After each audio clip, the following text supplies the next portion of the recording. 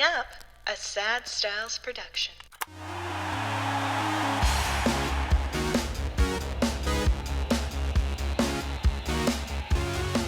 Hello and welcome. My name is Mikey Aaronworth, signing on to the sign-off, a Frameworth podcast for yet another week. And I know it's been a while since I've done an intro like this, so you may not be used to seeing me this way.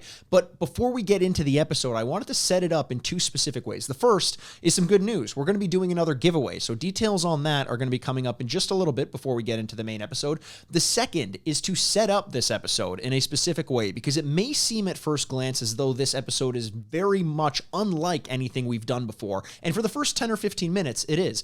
The guests that we're having on, Brian Glazer and Chris Soutsos, are very successful social media managers, content creators. They run an incredibly successful YouTube channel as well.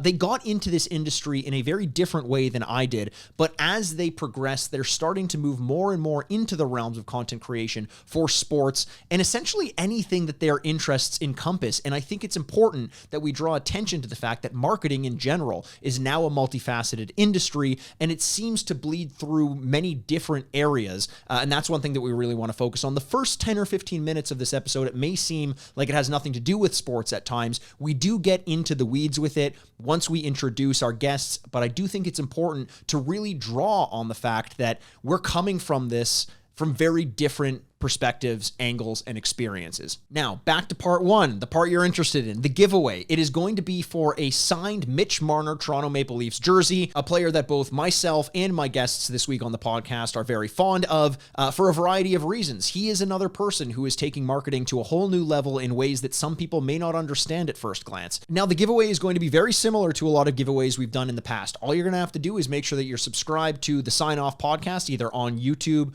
iTunes, Google Play, Stitcher, any podcast app, and you're going to have to make sure that you are also subscribed to their YouTube channel. It's ThrashedTV. You can find that youtube.com/C/Chris Thrash. If you're watching this on YouTube, right over there's going to be a little graphic, and you can see exactly how to get there on YouTube. All you're going to have to do is take a screenshot showing that you're subscribed to both channels, email us over at signoffpod@frameworth.com, and you will automatically be entered into the draw. Now, we're going to be doing this draw 2 weeks from this announcement. It's going to be taking place on September 30th.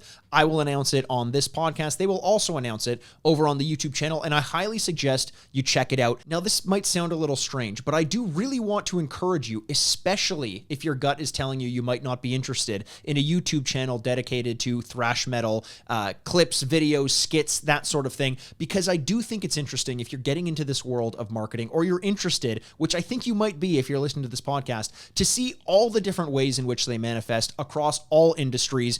If you're paying attention, you will see a lot of similarities, starting with this episode alone. It may seem like a coming together that you never would have expected, and yet here we are. Guys, I really think this is a special episode. Once again, stay tuned till the very end. I think you'll get a lot out of it. Thanks so much for joining us, and we will see you on the other side.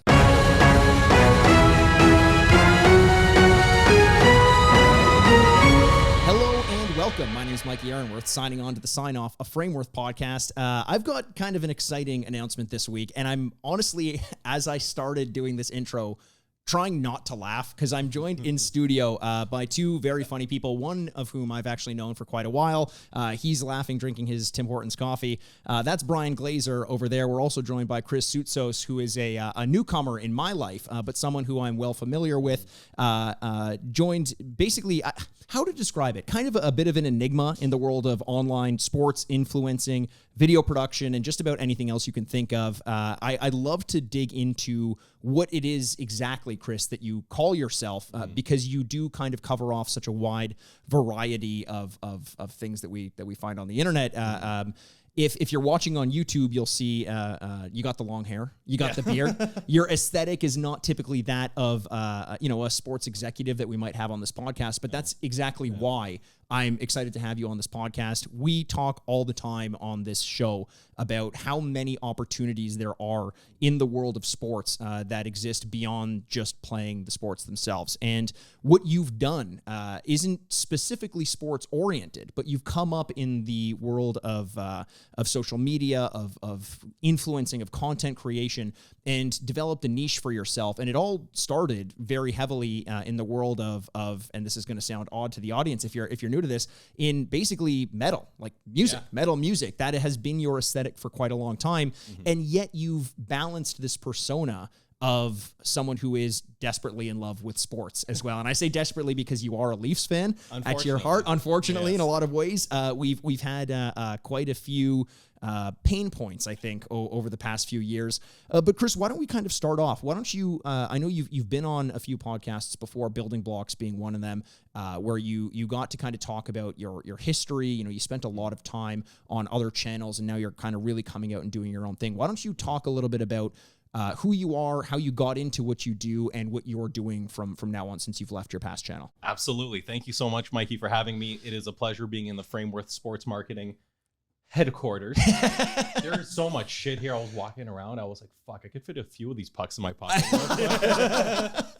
That's right. And I think you could probably take me, so why don't you do it? With one arm, we'll see where we can go. But yeah. What's going on? My name is Chris Soutsos. I am a social media strategist, marketer, creative content creator, hockey player, skateboarder, basketball player, part-time photographer, and I'm a dude. And it's just a dude who does things. Yes. And honestly, that is, you know, when I was looking at kind of the pedigree of what you brought to the table, one thing that I did want to focus on was, you know, one of the things that ties all of these pursuits together is at the core is your passion for the things that you're dealing with, and that passion, I think, can be extended as well to sports. You know, that is one of the things that kind of drives you. And we were talking before the podcast about how one of the reasons you left your old channel, which had done very well for yourself, and I'll ask you in a second to talk a little bit about that, is because you felt like you almost couldn't be yourself. You couldn't be the your authentic self who likes sports. I asked you before we started this,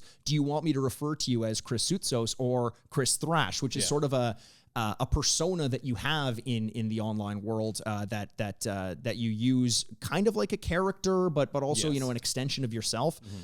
So why don't you start there? Tell me about your past endeavors in the world of social media influence and content creation. What happened to make you think you wanted to be able to embrace more of this real version of yourself, and how that led you here? Absolutely. It all started when I graduated high school. At the time, I was... brag about it. Wow. Okay. All right. Finished my grade 10. Thank you very much. So I want grade 10 on the sleeve, and I want Ricky on the other sleeve. Yeah. So I just graduated high school. I had 17 years old. I had no idea what I wanted to do with my life. I'm the son of an immigrant, so I got thrown into a finance, business, economics degree that I had no interest in. Sure. At the time, I was playing saxophone, and then I couldn't afford a saxophone, so I bought a bass. And so at the time when I graduated and I went off to York, that was the first time living on my own. That's when I started in metal journalism with Metal Master Kingdom and Metalhead Movement. So I was moderating those pages online. I was writing pieces for band reviews, what have you. And at the time, it was just strictly out of I fucking love this music so much. Yeah. I didn't really have any diehard metalhead friends as a kid. No one in my family's really alternative. They're all kind of prim and proper. Sure. Being the black sheep, that just finding that creativity and finding metal and just alternative music, that came from a love of EA Sports, a lot of old NHL games. Oh, you're speaking my language now. Yeah, I've mentioned it before on the podcast, my other podcast, EA the Retrograde Sports. It's in the game. Now that's Brian Glazer with the dulcet tones there. Brian, how did you get involved in this endeavor? And we'll continue on that thread in a little bit, but I want to include our buddy over here as well. Well, me and Chris met at York, where is how I met you, but secondhand. You had to ride the Lightning shirt on. It's actually true. I went in first day at the Absinthe Pub. I'd left York for a year, thanks OSAP. And then I go back and I go in and I'm like, well, I need a job. So I go right from frosh bossing down to the Absinthe Pub, and I'm wearing a cutoff Metallica Ride the Lightning t-shirt that I've had since grade 6. And the only reason it's cut off is because I've had it since grade 6 and it's just disintegrated. Okay, sure. From so the it's outward in. Yeah. I have that. We end up meeting, we end up working together very quickly. Same year, we end up on the same hockey team, Cannabis Leafs. Hell yeah. Winters College Cannabis Leafs intramurals. People didn't like that we did so well. I was going to say, I like that you say that twice as though the listener's not going to know what that Yeah, means. well, if you went to York for 1 year, somewhere around 2014, you're gonna know. Yeah. And so your involvement now is more in video production, editing for the channel. He's also been taken over, and I can say quite epically at everything. So in terms of communicating, making these connections, Sure. going out and finding new opportunities for one another, because it's one thing for us to get together, hash out some videos, but he's on the computer looking for people that we can connect to.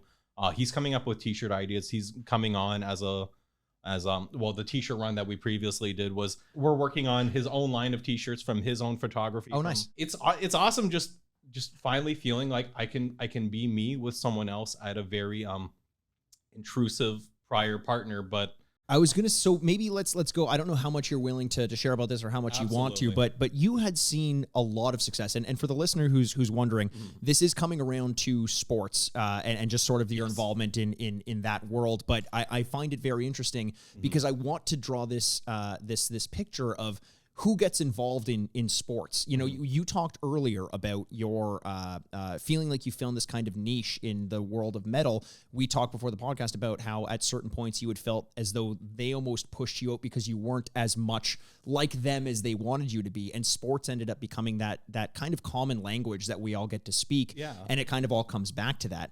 Now you did, as I mentioned, have quite a bit of success. It was J Hoff Films, JHF was the YouTube channel. Yes. And what was it, 7 years you were doing that, or how? I was there for 6 years. We amalgamated 167,000 followers, 20 million plus views. That's amazing. Thank you. Yeah. And then, I can speak to the fact that is not easy to do. yeah, no, it's a lot of uphill battle. But so I started off at York. I was a journalist for a bit. I picked up a bass first year university. So 2012 to 2016, I was active in the Toronto music scene. I was fronting my own band and playing bass. And at the time, I joined a band just as a bassist. And then very quickly, I went from being the bassist to the front man, Sure. to booking the gigs, to printing the merchandise, to doing Wow. everything. Yeah.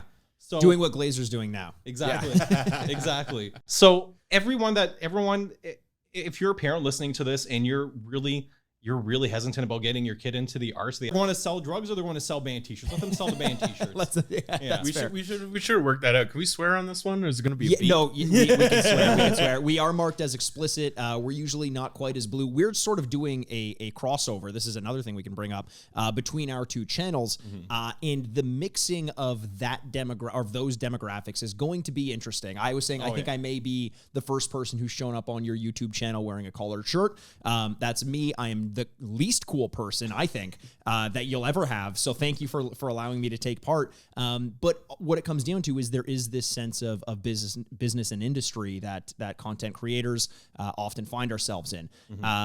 You from going to the AB and drinking and playing bass, I'm assuming you would have met your partners at J Hoff Films.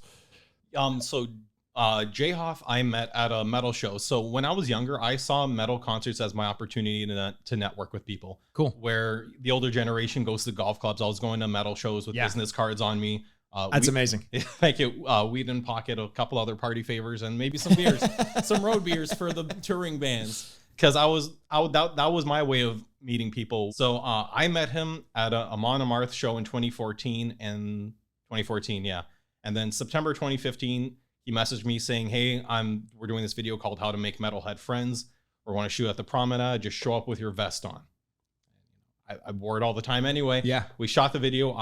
At the time, I was just a fan of the channel. I noticed that they were from the area, and I thought, oh, okay, cool. They're in my area, whatever. And then when I saw him at a show, I did introduce myself. And then I got invited out to the shoot. I thought nothing of it. And then the next morning, my social medias blew the fuck up. Ultimate Guitar, Metal Injection, Metal Sucks, Metal Hammer UK, all the big publications for metal picked up on the video, and it went viral. Damn. And so at that point, there was a prior lead. His name's Eli Karpinski. He left, and then once again, I found myself being in charge of that channel. I was the lead of the channel. Sure. And then again, I started looking out for the opportunities because I knew bands in industry. J Hoff was a film student that had his nose up in the air because no one had watched the newest fucking Walking Dead episode. So while he was, You didn't watch the newest Walking Dead episode? fuck no, season 7 sucked. That's true. Season Yeah. 7's not great. Yeah. Fuck you, Negan. I hate that show, man. So we started filming, and things started getting bigger. When I joined, the channel was at maybe 20, 25K subs, and very quickly, from the first time I met my now very close friends Warbringer in 2017, we hit 65K. And as the channel got bigger, Julian got angry at the fact that I was the face and the brand of the channel, and he knew it. And he took advantage of that. He never treated me as an equal in the relationship. I didn't have access to I was only made a manager on the channel in 2020 after I finished my postgrad in marketing management, and I did my Google Analytics certificate. Everything that I came to him with, he said no. Hey, so I'm getting into skateboarding. You want to do it? No. Hey, so I have this extra net and I have space on my balcony. You want to do this like hockey pitch? He's like, and he's literally said to me, if it's hockey, I don't fucking care. Because there's this thing with the creatives that they just hate sports. They'll just, go sports, which I fucking hate. Anytime someone says to me, go sports, like, okay, I get it. Yeah, you don't like it, don't want to talk to you. Well, that's an interesting bit to hang on to there, because it does seem like, when I was first getting familiar with your channel, that it would have nothing to do with sports. And yet there was a video, Brian, that you put me onto of, I think it was Thrash Fed Exodus Part 1, where you had been giving Chris giveaways, where packages to some of your fans, and you went to deliver them with a hockey stick and kind of apart. shot. Because this was in the middle of COVID, right? So you went to go like fire snapshots essentially of the delivery over to some of the fans. Since you made the change to your own channel, which must have been tough, and I do want to talk about what that was like in a little bit, is that kind of what your thought process was? Now I can imbue some of these, my love of sports. I can bring my personality to this in a way that maybe I felt a little bit more pigeonholed at the other one. So going into the pandemic, the relationship was further strained with Julian and I was showing interest because I was finishing my postgrad and I didn't want to do an unpaid internship. And I have a passion for clothing. I have a passion for metal. Sure. And I wanted to do my own merch line and create my own brand because I got one of the hats there as well for Thrashed. So January 2021 started, and that's when I started recovery. And this is something else that, getting back to the authentic part of yourself. I am in recovery for PTSD, borderline personality disorder, and social anxiety disorder. The PTSD stems from a specific childhood sexual assault. Okay. And as a child, I did play rep hockey. I could have had an outside chance of playing college at the college level. I was playing AA, AAA call up. But when I started recovery, because when I started getting into metal, I was moving away from hockey because I resented it, and obviously undiagnosed mental health disorders. But once I started reanalyzing the relationships in my life and reanalyzing who I am as a person and the relationships that I have with people, and I realized that more times than not, be it with bands in the music industry, in the service industry, or with my former business partner, people were walking all over me. And I was just a yes man. I was just a people pleasing. I just wanted to do something. Right. Because I was told my entire life, you can't make money in music. You can't make money. You need to cut your hair and do your own job. Well, fuck you. I'll do my own business then. Right. So, right. Which you have developed quite a bit of a following and passionate fans as well. We were talking as well before we recorded the podcast or started recording that if you look at the comment section on a lot of your videos, they're filled with people who are almost thanking you for being some sort of inspiration or guiding light in whatever darkness that they're going through. And one of the reasons why I want to stress this is because hearing you and seeing you, I can imagine someone's first impression might be, well, this guy swears a lot. He's got the long hair. Maybe he doesn't care about other people. That sort of thing. Fanny pack danks a little bit. Yeah. But there's so much more to it, and that love needs to go into this whole idea of being your own persona and personality and content creation, which you've clearly done. Now, when you were making this change, did you find it hard to essentially cut out the hundreds of thousands of followers, the 2 million plays, the established platform that you were at? You have a play button from YouTube, which is something that's incredibly highly sought after. Giving that up and starting fresh, Was there any similarity between that and the idea of maybe giving up on that potential hockey career and switching to another passion in metal? With hockey, it was a combination of I dislocated my shoulder and I was sick of the politics and the toxic change room behavior. Mhm. So with leaving JHF, it was horrifying. Yeah. That's the best word I could find. And as someone with borderline personality disorder who really struggles with my sense of person on this planet and figuring out who I am and trying to ground myself, that channel was an identity for me, especially during my early 20s and after I left the music scene. And people started treating me differently once I started doing that channel. So January, I sent my resignation. I sent a letter at 6 a.m. after another sleepless night saying to Julian that I'm done. And the hardest thing that I had to do was go a month without letting anyone know because we had a couple prior engagements with some collaborations. So that month of February was horrifying. Sure. I felt so wrong that I had this, to me, it was like this big secret. And my biggest fear was no one's going to care about you anymore. No one's going to give a fuck. No band's going to want to do stuff with you. And I'll never forget that day where I released my public statement, because that was the other awkward thing, releasing my own PR statement. Right. And booking my own media tour afterwards about why I left. That was horrible that day. I was crying all day.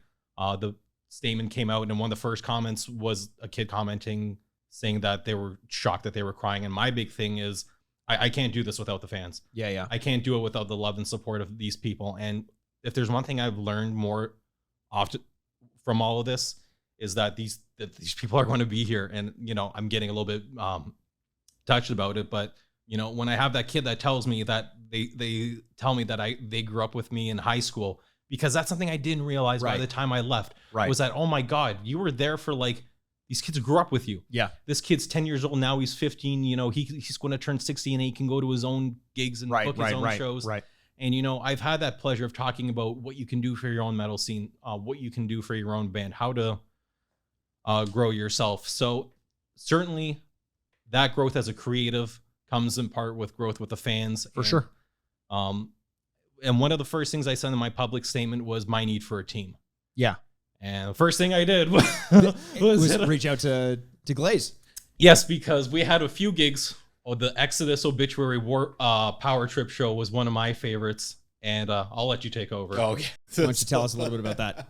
So that was, I think that was the second time I actually filled in for you guys. Because I think the first time was Warbringer down at the Mod Club, RIP. It was a great bar. Oh, yeah. It was awesome. I think I still have a Mod Club drink ticket. Oh, somewhere. with the underground logo on it. Mod Club, for the listener who's unaware, is a club in Toronto, kind of a fan favorite that shut down around. I think someone saved it, but they're changing the name, and it's becoming like a pop club. Typical, it's gonna be like Rebel Toronto bar. Like Yeah.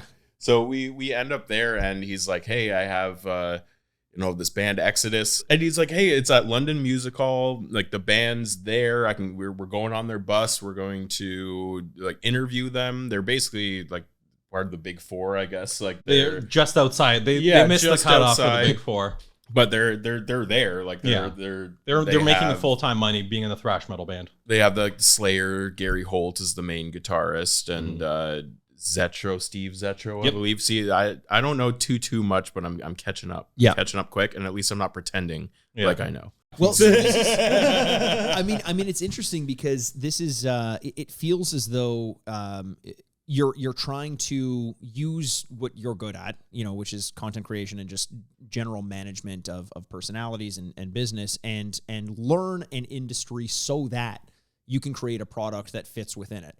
And I think that there are a lot of people that kind of feel like you only have one shot at putting a product out there, and that is your number one passion. But if you asked you, Chris, when you were a kid, what's your number one passion? It could have been hockey, and that's changed. Yeah. I think it's important to keep in mind that whatever skills you develop in one pursuit can then shift to the next pursuit, which you clearly have done with the help of Glaze as well. Yeah. As a business partner as well, one of the main reasons why I reached out to Glaze, we've worked in business environments together. Right. We've ran the AB Wednesday nights. We used to work at the Hershey Center together. We'd shut down Steelhead games. Like I know I can rely on Glaze. Yeah. I know Glaze is a hard worker. I know he's going to be there ready to work with a pack of smokes and a coffee. Like, we work hard, but we fucking play hard though. Yeah. And that's the I was doing a little bit of a skim of some of your social media as well, because it is sort of littered with that sort of dual passion for both metal and sports. You know, you see a lot of things where you're in a band. A lot of the information that you find about you is, you know, bassist, wanted to be the bassist in a band, potentially the lead bassist in a band, especially if you were in high school. And then littered in there's a farewell post to Kyle Lowry. There's you riding Daryl Sittler's bronze statue like a horse outside the Hall of Fame. There's you intently watching the playoffs. What is it that to you goes so hand in hand between hockey and maybe just sports in general and metal? What ties those together? They are both the greatest avenues of entertainment, and that's what it boils down to. Hockey, sports, and music, they're both entertainment. So when I see those metalheads making fun of hockey, and then, you know, the hockey players making fun of the stupid creatives, you're both idiots. You both like entertainment. We all can get along. So it's always some form of escapism, and I bet you, you know, from the outset, listening to the introduction, some of our listeners thinking, well, I don't want to know about metal. I want to know about hockey. This is sort of to open everyone's eyes and say that there is a common thread, right? Yeah. Our passion is just is where we, if our passion is hockey, it's just where we put that emotion onto. You know, absolutely. It could be metal, it could be video games, it could be anything. Moshing. You go from back checking to forechecking in the fucking pit. It's the exact same thing. And growing up, that passion for even the aesthetic, just commemorative patches. I still have very vivid memories of going down to the All-Star game in 2000 with my dad and my brother. Yeah, and just it's theater, and as you said so eloquently, it's escapism. And just being like, I still remember being in Maple Leaf Gardens. I remember what it smells like. It smelled like fucking popcorn mustard. Yes. In the best way possible. Yes. Yeah. They should bottle that and sell it as cologne. Now there's a marketing idea. Yeah. They have. It's called Hummer H2. But yeah, that passion. They're just, to me, they're the greatest avenues of entertainment. And there's combinations of brotherhood, of being passionate.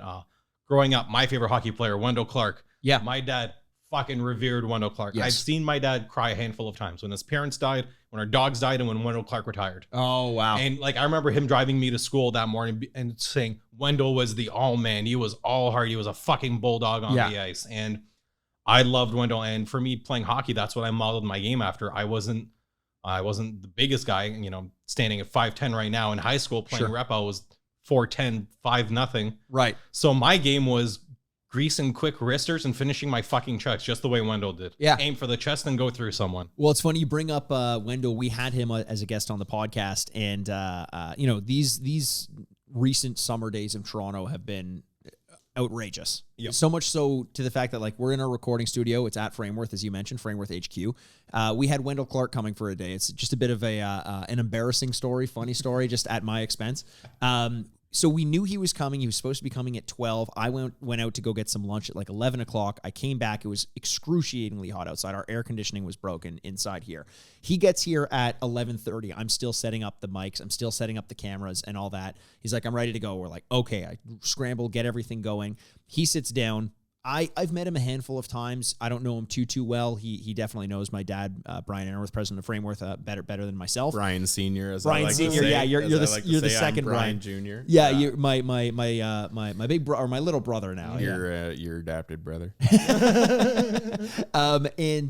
So we're sitting here and we start the podcast recording, and I all of a sudden really start to fixate on the fact that I am excruciatingly overheating, and I start drenching sweat, and I'm looking there across the table from him. I'm sure you guys can feel it as well. It gets hot in here sometimes when we're recording.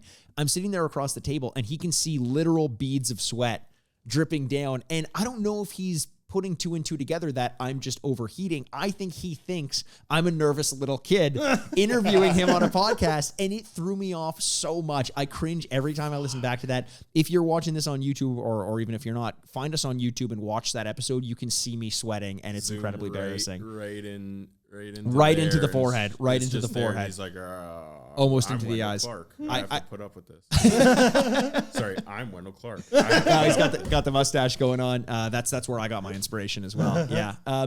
You mentioned your dad and his passion or his reverence towards Wendell Clark. What about you? What are the players that kind of got you inspired, either to this day or moving forward? Like who do you love?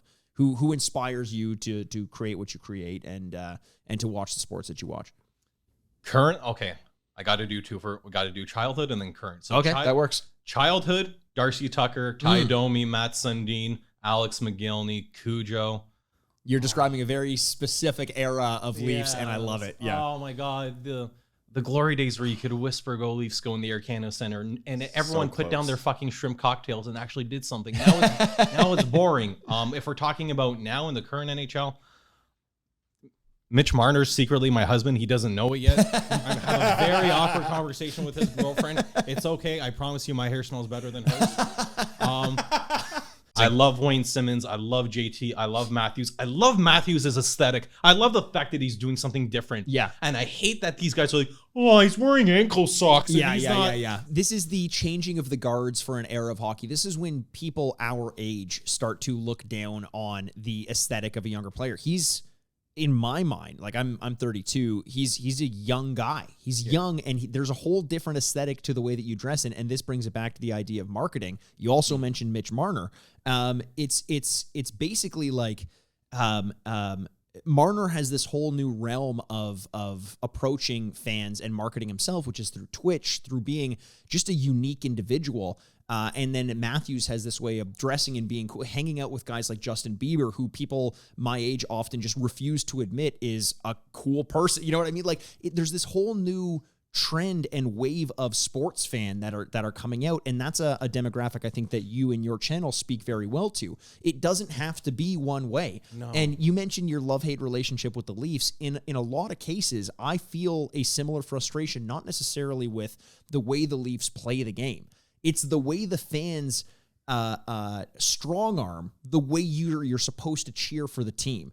You know, I talked to a good friend of mine, my co-host on the Retrograde podcast, Andrew Bascom, and we talk a lot about how in hockey we so desperately want personality, and yet we go out of our way to stifle it. Yeah. And this is a good example. When Marner does a weird dance on Twitch, people are like, that's not what a hockey player does. Oh, what are you doing? When Matthews wears his ankle socks, they're like, that's not how a hockey player dresses. Let the athletes be what they want. Let's let them market themselves in a way that's unique to them. If you don't like it, then have reverence for the past. William Nylander wants to post shirtless on Instagram, you're just fucking jealous because he's hot. Leave Willie alone. If I had the body of Willie, I'd be posing hell shirtless yeah. all the time Guy's as an well. absolute Yeah. man rock. You're completely right. It's just a changing of the guard. It's Yes. just like when like late 90s, early 2000s, people stopped chain smoking 3 cigarettes in the Zamboni entrance while eating a Heinz mustard hot dog. Yeah. Like Fedorov used to go like chain smoke 2 cigarettes Exactly. in between. Like, chill out. You're not showing up. Like they weren't showing up in suits and stuff anyway. It's almost the same as there are a ton of examples of this where it's when did you grow up?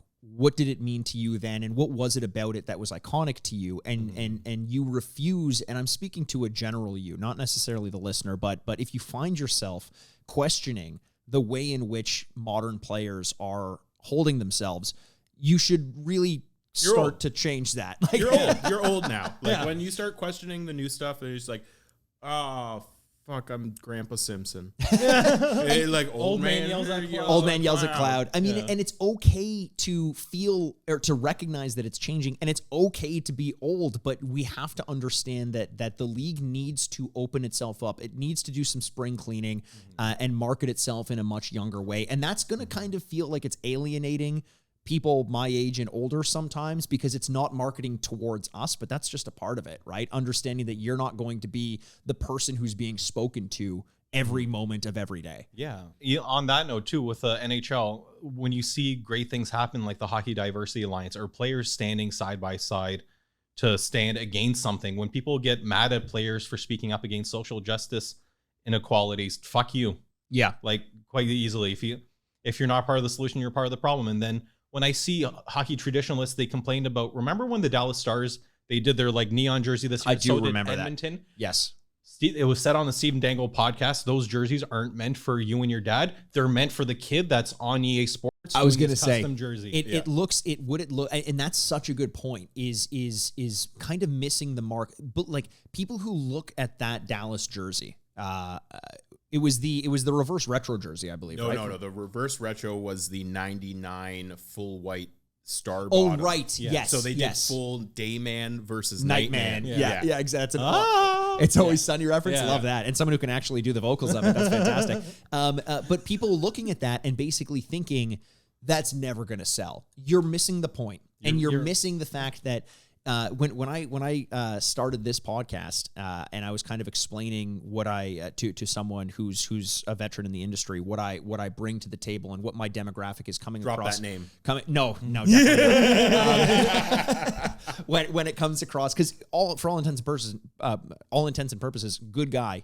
Much smarter than I am when it comes to all this stuff, but just not understanding that there is a different demographic now. The demographic that follows me over from the Retrograde, a video game podcast, is hundreds and hundreds and hundreds and thousands of younger kids who are willing to spend less money. I'm talking about larger multiples of people who are willing to spend less on one thing as opposed to fewer people who are willing to spend a lot on one thing. And it equals the same amount. So if you look at that Dallas jersey and you're like, I would never buy that. Yeah, I don't think it's for you. I think there are hundreds of kids out there who, like you said, Chris, design their own jerseys in the EA Sports NHL franchise and make it look as absurd as possible.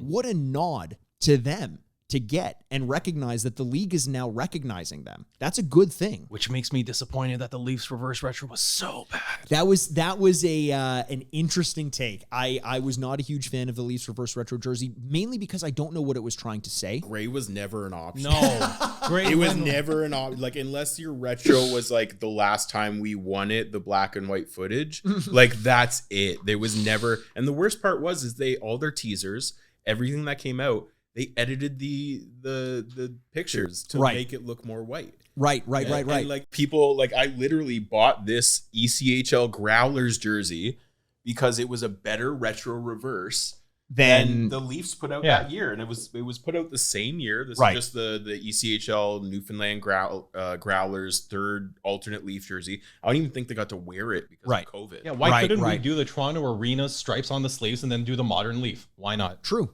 Easy. Or here's the other thing, because and this is again speaking to here's the don't do anything Ballard curse related. yeah, that's the other thing. We talk about Ballard on this podcast all the time, man. He has some he's like the Vince McMahon of the early NHL. Where is he? Where is he? Stephanie, you stay here. Getting some theatrics in the studio, I love it. But I think that we have a hesitance as Leafs fans to do anything modern. And maybe that was their attempt at it. I don't think so. If it was, it was a miss. So glad you said that. I've been to a Leafs playoff game and a regular season Raptors game. Regular season Raptors will always trump Leafs playoff. Right. The Leafs suck at getting the younger generation excited. I don't want to listen to Hall & Oates when there's a fucking goal. I don't want to see these shitty reverse retros. I don't mind Hall & Oates, for the record. But like, fuck, Leaf games are boring. The team is boring. The aesthetic is boring. The Raptors are okay, I don't like the chevron, but at least they're doing something new, man. They're doing something new. Well, see, here's the thing: is I don't know that I find it boring necessarily, but I feel like it's stagnant. Yes. And I think that's a clear distinction where when things start to move in the other direction towards a younger audience, a lot of people feel ignored or left in the dust. You know, I've supported you all these years and now all of a sudden it's like I don't exist. But that's what teams and leagues have to do in order to maintain their relevance. I'm okay as someone who does like the Hall & Oates goal scoring. If they start to do something, you know, they had Deadmau5, for example, do the theme for the Leafs taken to the ice. And that was, you know, a little bit dated, but an attempt to modernize the aesthetic of the Leafs. EDM's big. Who's big in 2019? Yeah, exactly. That's it. Yeah, Ghosts and stuff. Yeah, that was yeah. it. It was a hit of 2007. Yeah, exactly. But at least it's an attempt to push things forward by someone who probably did grow up with Deadmau5, maybe lost a little bit of touch, had a recommendation to do it, and they took a swing and they missed. And I think something, you know, working for, I don't know a ton about the Dallas Stars organization, but I imagine that it's probably a little bit easier to pitch something new when you don't have the history of an original 6 team. And I think that's a clear issue, is we love as Leafs fans to really focus on the fact that we've been here the longest. You know, why would we push things forward when we've been here? And I think that's a dangerous mentality to have. Agreed. Well, yeah, especially since you haven't won since it was black and white on TV. There's always two kinds of NHL fans: a fan that wants to be respected because their team is the best, and the other fan that their team has sucked the longest. Fair. Yeah. Right now, it's between us and the Sabres. Oh, the Sabres. No, I read about you, Chris, that you have a very love-hate relationship with some Buffalo teams like the Sabres and the Bills. Yeah, the Bills and Sabres can fucking... how bad can I get on here? Not what you were about to say, I think. We're towing the line. I think we're already at the line. Now, if you guys have some issues with the way that, parts of the league, at least the Leafs are not the Leafs, are not pushing themselves forward in terms of in terms of marketing and maintaining their sort of youthfulness or recapturing it. Is there a franchise in the league that you think is doing a really good job of that? Carolina Hurricanes are doing a great job. You're referencing for Carolina the social media, them actively kind of giving the finger to the people we're talking about who are like the bunch of jerk t-shirts. Great. Right. Yeah, Exactly. Lean into it. Yeah. I mean, it feels like there's this sea change that is bubbling under the surface, and there will be a side that's left in the dust. And I worry that Toronto will be that unless they do start to imbue some of their marketing tactics with a sense of newness. Yes.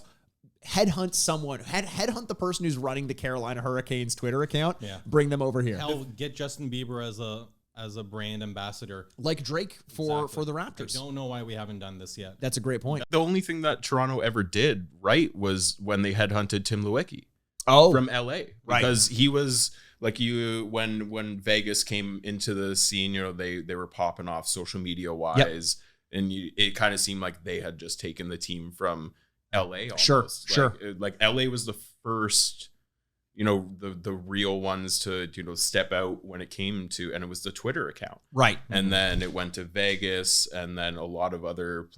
Did you see the Dan Flash's Adirondack Thunder jerseys? No. They put out I think you should leave Dan Flash's. This is third jerseys real. Vegas did? No. This is an ECHL team. Oh, okay.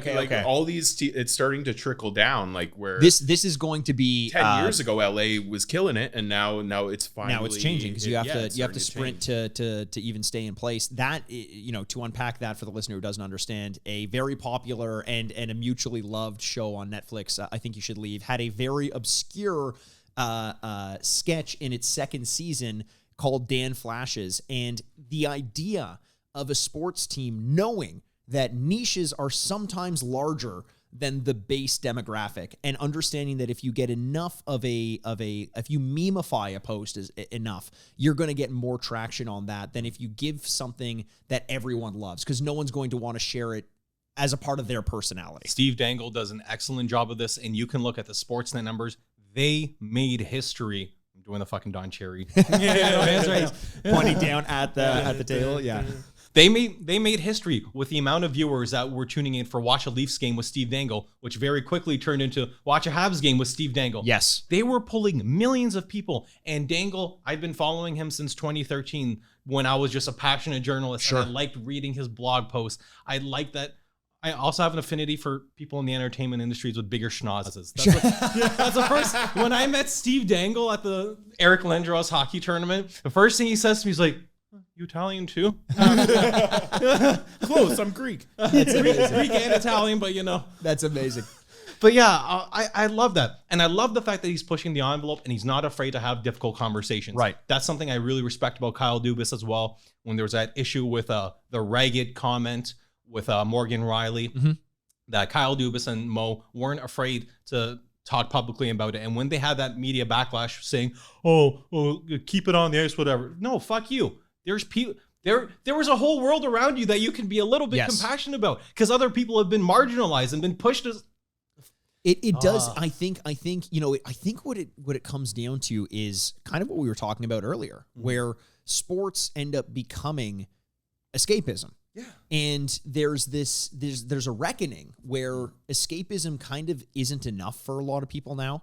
We understand the reach that people have. And maybe it is the Mitch Marner who is a public persona almost apart from the league. On Twitch, he's super popular, and a lot of players are doing things like this, and you understand the effect that you have on a day-to-day basis. We should be aware of what we're saying and how much influence we can have on external circumstances.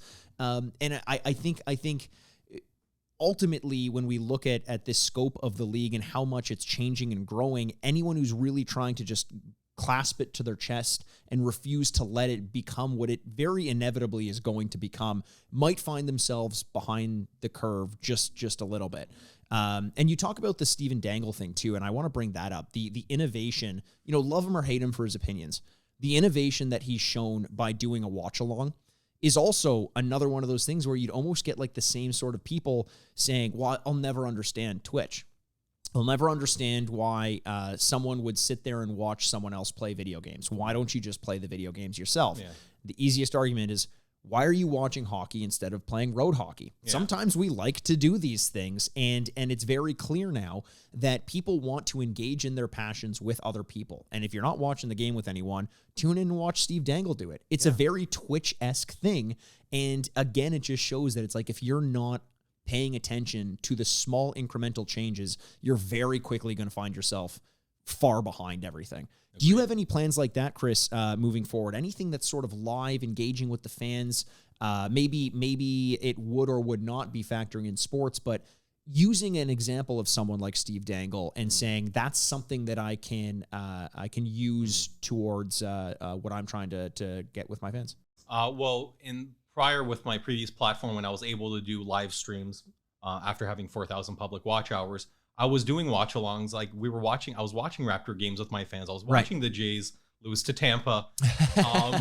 I really enjoyed doing that, but again, it was pushed aside. So if I want to get on Twitch, that's my next goal. I have Discord right now, and in my Discord community, every Friday night I spend with my fans. We have a whole list of movies and we do movie night. Amazing. So what do you find in terms of, sorry, let me just say this, because I honestly, this is just occurring to me that some of our listeners may actually not know what Twitch and Discord are. Twitch is a platform where it started off essentially to stream video games while you're playing them and engage with the people who are watching. Discord would be like Slack or just more of an instant messenger chat room almost, but with specific channels where you could share videos, watch things together. It's more communal. I would call Discord a more beefed up social media platform that caters to your brand. So in my Discord community, there's different subtexts in the Discord channel. So there's a general chat forum where everyone, says good morning, everyone. Sure. There's a mental health thread where people share their problems. And I try to,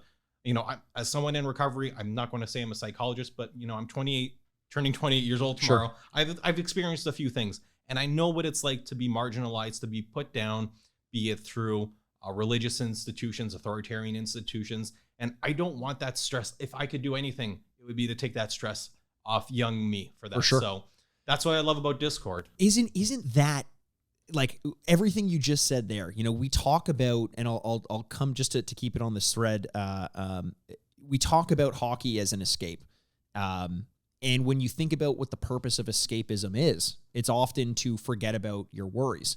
Now, people who resist making sports more important than just pure escapism miss the fact that they now may also become a community and a forum for people to not just escape, but to get better. Yeah. And isn't that much better than just tuning into a game so you can forget your problems? Yeah. Whenever I see Connor McDavid going to Sick Kids or any of the Leafs, I fucking cry every time. Yeah. I love watching it. It's so fulfilling. You need that.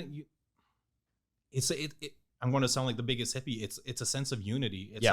It's a full encompassing circle, and it's beautiful that you can have so much in it. And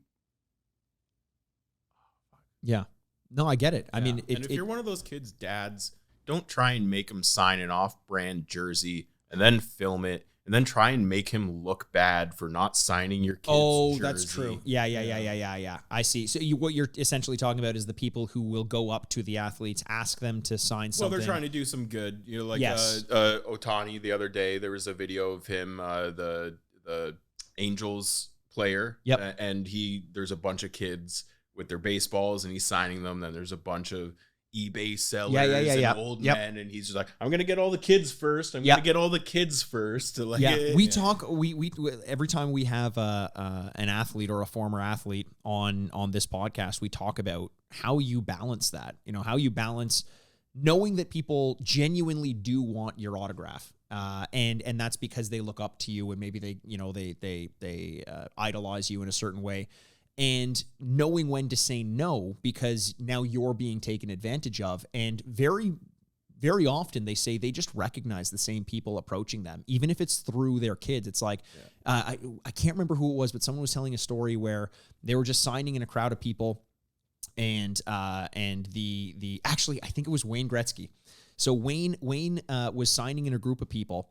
Like father, like son, just dropping the Wayne. No, he wasn't. He wasn't telling me this. I would know because I'm Brian Jr. Yeah, he was outside his restaurant with his dad, and he was signing autographs for everyone. And they were in a rush, and they had to go. And his dad was very much, you have to sign everyone's autograph. And then one kid comes up to him, and he says no, and he goes to get in his car, and his dad says, this story goes kind of both ways. His dad says, you have to sign that kid's autograph, and he says, Dad, that kid's been back 4 times. Like it's not for him anymore, which is one point. That's to show what does happen in the case of the Angels. But his dad says, listen, everyone needs to make a living, and that's how this person does it. So you can argue both sides of it. I mean, Walter was a working man, and he knew that as well. I have my own opinions on it, but especially with what happened to Walter near the end there. Taken advantage of by people who were very close to him, like stealing like tens of thousands worth of the memorabilia. That was tough to hear about because it was someone who was fairly well known in Wayne Gretzky's inner circle. Yeah. Anyone who had been somewhat close will have met this person. So when the photos started to come out, I remember just thinking like, oh my God. Yeah. Like I am very familiar. Those charges were recently dropped, so I'm not sure where we stand now. If there was a settlement or they just didn't want the headache, I have no idea. But yeah, it does go to show, just like we like to talk about the industry that surrounds sports. There is also a kind of malicious circle that surrounds sports as well, which is going to happen anytime. Yeah. And every industry. Yeah. Every industry has those, the people that tried to set up OJ. Oh, like that's a whole other podcast. Or even people just overstepping when, I get the same thing as well. I know when someone's genuinely excited to come up to me for an interaction or an autograph, and then someone that's just waiting to go, by the way, here's my demo. It's like, oh yeah. Like I'm more than happy to pose for pictures, sign vests and stuff. But I can only imagine how much more exasperated it must be for an athlete with those really pushy, like, okay, come on, man, real quick. Yeah, because it's the same thing in the music industry with someone trying to plug their demo to me, and cool, we could both like the same bands. I want to know you as a person before I start listening to your music. I love the boys in Riptide. That's why I rep their merch. Yeah. That's why we had them on the channel. We love Viva. Like there has to be that mutual respect. And I wish for the athlete's sake that they finally get that respect, not only from people asking for autographs, but from the journalists too. Sure. I feel bad for them. Like these media scrums, it looks like they're in prison. I mean, that's there's so much, and this is why I'm excited to have you guys on, is because it's very easy to sit here and talk with past agents, past players. They are in the industry that can't burn bridges yet. That's true, but it's also that they don't have a.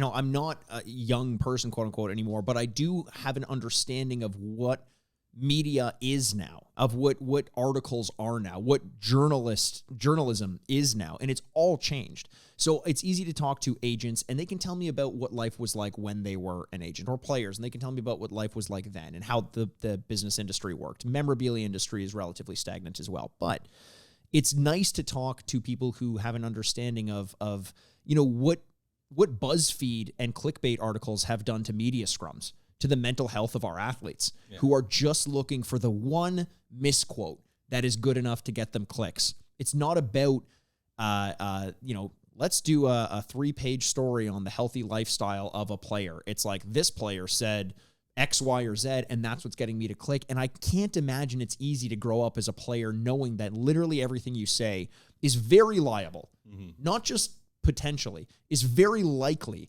to get you into trouble, whether you intended that or not. Or Steve Simmons could end up reporting on it, and then that's a whole different thing. God. Well, you mentioned, Chris, not too long ago, actually, that it's your birthday tomorrow as of the date that we're recording. So obviously a little bit dated. This is going to be coming out a couple extra weeks later, but I have a present for you. What? I do.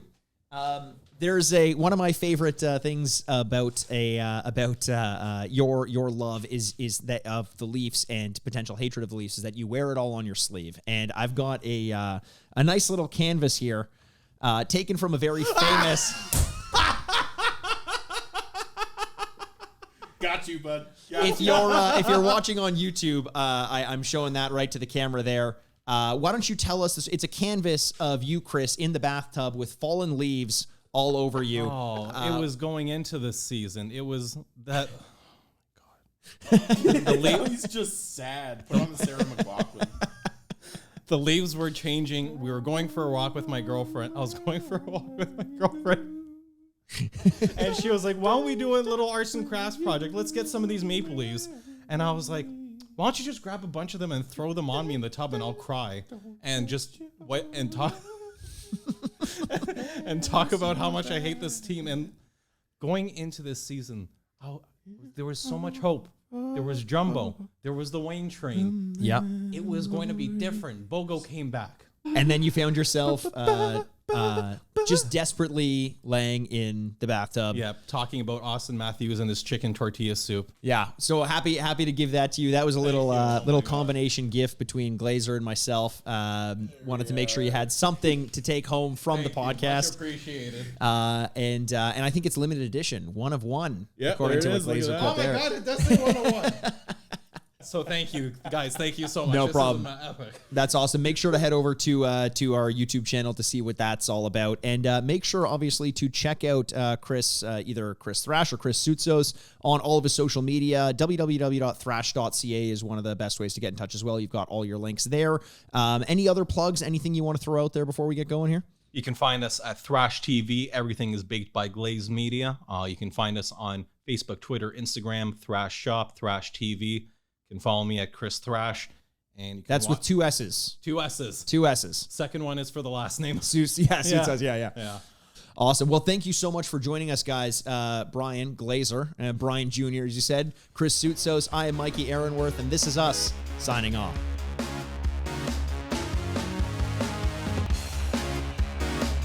Well, ladies and gentlemen, we made it to the end of yet another episode. Thanks again so much for joining us. You can find videos of all of our episodes on YouTube by searching the Sign Off Podcast. You can also follow us on Twitter at Frameworth Sport or Instagram at Frameworth Sports. And hey, if you're not sick of me yet, you can find me on Twitter over at Retrograde Mikey, or you can always find me embarrassing myself over on Instagram at Aaronworth. The Sign Off is a proud product of Fadoo Productions and Sad Styles Productions. Executive producers Mikey Aaronworth and Andrew Bascom. Until next week, this is Mikey Aaronworth, signing off. Furnished by Sad Styles Productions. Get into it!